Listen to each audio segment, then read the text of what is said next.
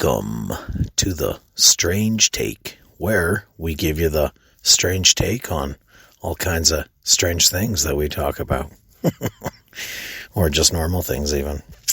But today, I've been watching the news and listening to the radio and COVID this and COVID that, right? The economy. COVID and the economy. How about the secret wealth under COVID? I think that with COVID, we've seen a lot of people where they can't travel and or they can't do the things that they're used to doing. So they have a lot of extra surplus on their income, right?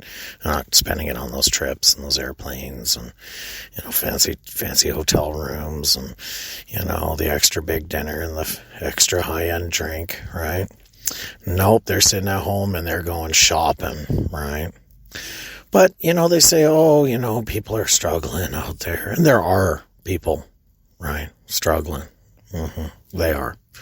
But there's a lot of people who have what I'm calling secret wealth, right?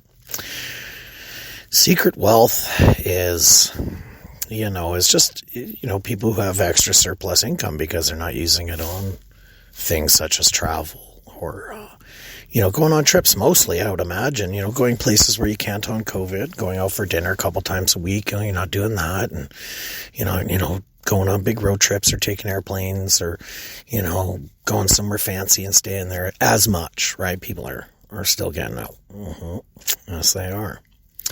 But, when they tell you that the economy's hurting, why are houses selling for record prices, right? I mean, the housing right now, at least here in Canada, it's just houses are selling left, right, and center. There's bid wars going on. It's just fantastic. If anybody's selling and getting into the market or, selling and moving to a new house or whatever it may be, it seems like an exciting market right now, right? And it's nice to see people coming out on top, right? Everybody deserves, that's nothing worse than selling a house and you come out under, right? But ultimately, I think that, it shows that there's a lot of secret wealth still, even with COVID. But it also draws a big line, right, between the wealthy and, the poor, right?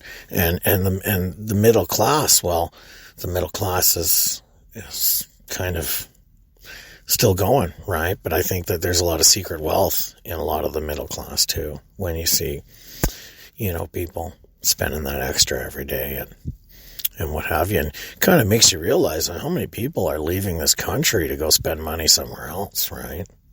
That's pretty crazy. All the local retailers are, that are allowed to be open. So, the big retailers, right? They're all experiencing unbelievable hand over fist incomes, dollars coming into the tills and you got to think like some of your local, home rental places, like we'll say, Rona, Home Depot, those kind of places, right? They're just selling stuff. They can't even keep it in the store because people are at home building and creating and spending, and then there's the people who are poor, right? And they had to get a CERB check, and now they're being told, well, hey, you gotta pay some of that back, right? Or they got hit on their taxes or whatever it might be. And then there's money being given to kind of another class of poor. People who've worked a certain amount of 100 of hours, 300 hours in the last amount of days at a certain wage are getting a, $1,200. But then people who didn't achieve those amount of hours don't get that money, right? And then the people who have been working the whole time still making that same paycheck, maybe making lots of money or not very much, but they've been still working. They're still, accruing their income and maybe some hero pay or whatever they might call it on top of that, right? But it really shows you that there's a big line there, and it's a crazy thing. It's a strange take, right? It's like, how many layers is there? It's always been the rich and the poor, or the rich, the middle class, and the poor, or just the poor, or just the rich, right? I mean, it's always something, but obviously, when you look at it and you see these people who have lifestyles, right? And they live by them. So when they're living those lifestyles and, you go to their home, they got a nice home, nice stuff, nothing explodingly, eccentric or stands out, but, they go on 3 trips a year, right? Cruise, airplane ride, Mexico, right? Caribbean, Mediterranean, fucking, some people get crazy, like Japan and, But I mean, isn't that cool, right? That they can do that. But now they're not doing that. So now they have all this extra money. And you got to think average trip for a person just to Mexico is like $2,000, right? I mean, that's, drinks and buying some stuff and your airplane and your hotel. And yeah, I know that there's probably better deals. There's always the econo class deals, right? But, I mean, on average, maybe not even, but I mean, a cruise would have to be for 2 people. I'm not even sure, but maybe like $5,000, right? So say they do 3 cruises a year. There's $15,000 cash extra taken out of their lifestyle. Well, what do you think they're going to do with that, right? Save it, put on the mortgage, buy more stuff, right? Buy more shit, rent out the home, do all these things because there's nothing else to do. And you want to stay busy. And you might as well increase the value of your property or get into a hobby or whatever it might be. I mean, if on average, we'll say, on average, the average family's got $15,000 extra a year because they're not traveling. Well, Jesus, where's that going? Now you times that by a couple 100,000 people. Well, 100,000 people, right? That's a lot of money, Even a couple 100,000, that's a lot of money. So, But anyways, right. I'm not a mathematician, of course. But, isn't it interesting, and what people, do, they got that extra money and they still find a way to go on a trip, right? Oh, I'm going to go back to my home country, right? And, hey, that's cool. If I lived in another country, I'd want to come back here to Canada and hug my family, But the worst part is, with the COVID and the hidden wealth that COVID is exposed, in people's lifestyles, right? Is also, you go and visit and family somewhere else, and then you come back and you bring a new strain into the country, right, of the COVID. Mm-hmm. And then, then these new strains run wild, right? So, some people say, well, sacrifice the few for the many, right? Some say sacrifice the many for the few, I don't know. Well, it doesn't make sense, but the first one did, right? But are we all supportive of, maybe we'll say 5,000 people left our country, went back to other countries, came back, and out of those 5,000, maybe 200 brought back variants of the COVID flu, right? Now we got a problem, right? Now you got something brand new. It's even more infectious, right? But they got to go see their family and stuff. So we should all support those 5,000 people. Well, actually, really, the 200 people that came back sick, right? We're just talking numbers, right? But, should we support those people and say, hey, it's okay you brought this other variant of the flu, of the COVID, right? Mm-hmm. It's okay you brought that back because you need to see your family. Should we all, as a society, be supportive of those people, right? Maybe even give them some extra money. We bring them some groceries, take really good care of them because of what they've had to go through just to see their family in another country, right? I mean, could you imagine, you haven't seen your sister, brother, mother, father, cousin, or best friend, or your partner, right? And then you finally get to go see them and you come back and you're sick and you brought a brand new variant into the country, right? And then you get better and then you're like, or you die, right? You get better and you're like, oh, okay, well, now the country's got something new to worry about, but I got to see my family in this country and all the people in it support me doing that, right? And we do, right? Yeah. Mm-hmm. Yeah, anyways, this is a strange take, so we got to say some strange shit. But I'm sure everybody's thinking something else like I am.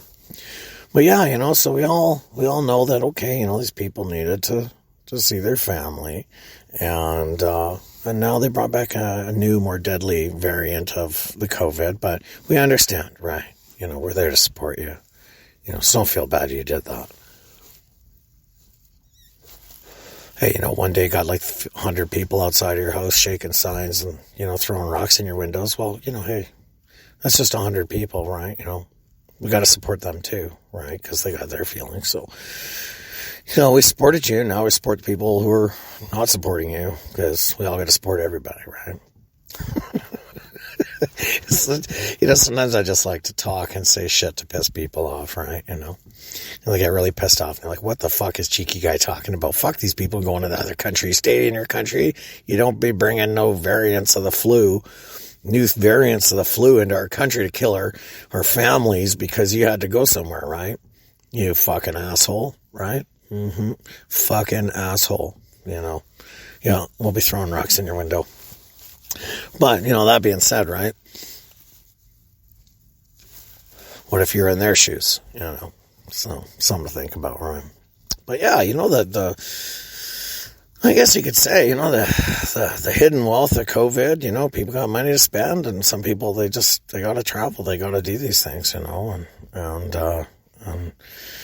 then there's the people who, I think we really should be supporting. And those are the people that have, uncovered their wealth, which is really just part of their lifestyle, right? And they're spending it in the retail and creating jobs and keeping businesses going, and it's a great time right now for businesses too, right? To cut hours and get that money in, and take advantage of the opportunities and restructures and all these kind of things. But, uncovered wealth, where really is it? Or is it just that, people have extra money now, right? Because they're not going on those trips. Like you're buying a new house. It's like, well, we're not going on our 3 cruises or 2 Mexico trips this year. So we'll just throw that on top of our bid to get this house we want.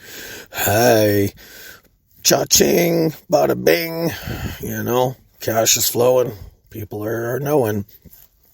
So something to definitely, keep in mind. And then also too, do we support or are we vengeful of the people that, we have gone to other countries and brought these variants back in, and are we supportive of them, and do we understand, and are we there to support them, or are we there to throw rocks in their windows and call them names and be mad and say, hey, why would you take that risk? Now I'm at risk. My family's at risk. Everybody's at risk now, even worse than before, and that's just out, right? I mean, this is Canada. You can go anywhere you want, do anything you want. Nobody can tell you anything, right? You got free rights. In fact, people, when you come off the airport, you actually don't really have to do the testing. A lot of people just line up like cows, and they're like, yeah, stick it up my nose or down my throat.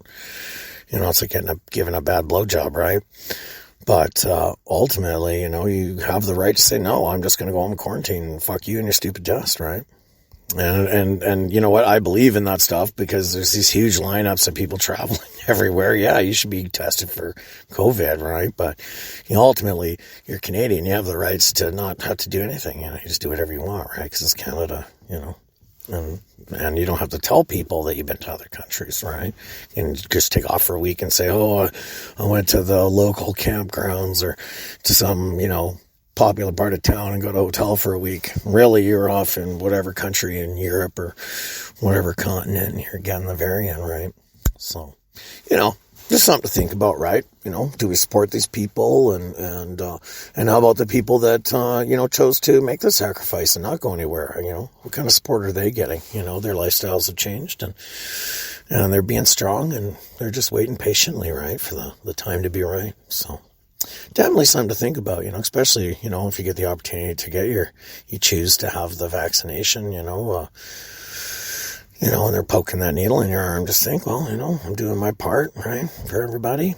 So, let's hope you don't get any blood clots or anything, right? But anyways, everybody, it's a strange take, right? Always something fucking strange to talk about, so. But until then, everybody, COVID, uncovered wealth, really, it's just lifestyle money being spent in other places and traveling and bringing the variants back into our country. And is that something we support or not? So on the strange take, something to think about. Take care, everybody.